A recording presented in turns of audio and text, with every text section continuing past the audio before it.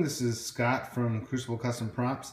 Been a busy winter and fall for me doing my main business, so I haven't had much time to do some props. My build log stacked up quite a bit. But I just finished this. This is an E11 Stormtrooper blaster, A New Hope, on a Beta Project Airsoft Sterling submachine gun replica. So it is an Airsoft. The person who commissioned this didn't want it to actually fire or be used. It's just going to be for display only. So it didn't really matter what was done to it. I didn't do anything to stop the functionality of it, other than there's no battery in it, of course, and the magazine is now completely useless for Airsoft, as it needed to be cut down to make an E11 blaster replica. But so here it is. Just wanted to show it off and talk about it a little bit. So of course it started off as a beta project Sterling. It needed some T-track, a rail, M40 or M38 scope, some accurate cylinders, and a Hengstler counter to get everything going for it to look like in A New Hope. So what I did was I found Roy's. I had some Geno T-track on my real Sterling E11, but Roy's is 99% as awesome for way less money. So anybody looking for accurate T-track, I strongly recommend looking at Roy's stuff. It's great for sabers and the blasters and everything. So it's not easy to work with, and neither is Geno's. In fact, I actually did these better than I did my own with Geno T-track when I did those way back before Roy's was available. And these turned out pretty good. Some of the things, the differences are with the Beta Project Sterling versus a real one. Here's the two next to each other, and you can kind of get an idea. The dimensions are slightly different here and there. The holes in the hand guard for the barrel are smaller than the real ones. What else? The bolt handle, the charging handle for the bolt is smaller. You know, just little things here and there. It can't be exact replica, of course, but it's pretty darn close. It's pretty good. For a replica blaster, it's great, especially if you want to shoot some airsoft out of it. You just have to change to a usable mag, and there you go. Otherwise, it's pretty faithful. You can see the cap at the back is different, kind of a different shape and everything. But unless you're comparing them side by side, you're just not going to be able to tell. There's some tack wells holding things on here instead of it being brazed on and things like that. But otherwise, the front lug looks pretty close. The barrel lug looks pretty close. It's a really nice base for your replica. If you want to have something metal, other than getting a cut up Sterling like mine, then this is probably the next best bet. So anyway, let me talk a little bit more about the build. Being that the distance between the hole and the rear sight aperture is completely different from the real thing, you can't use like a Playful Wolf Cub rail, as it just doesn't fit. It doesn't fit. It's impossible.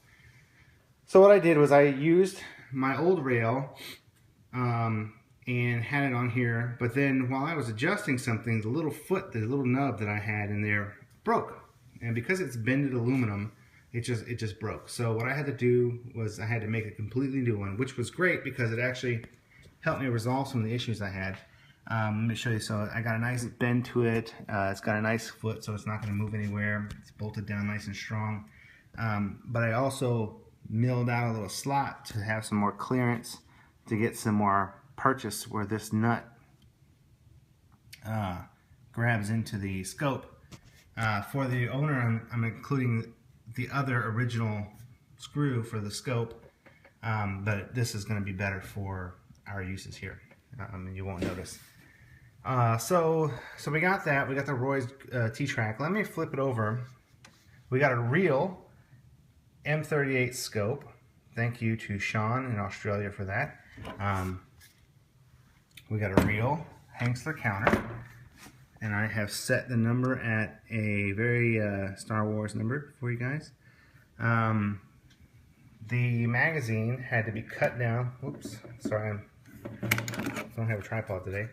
It was cut down from the very, very long magazine. It still has the internals for the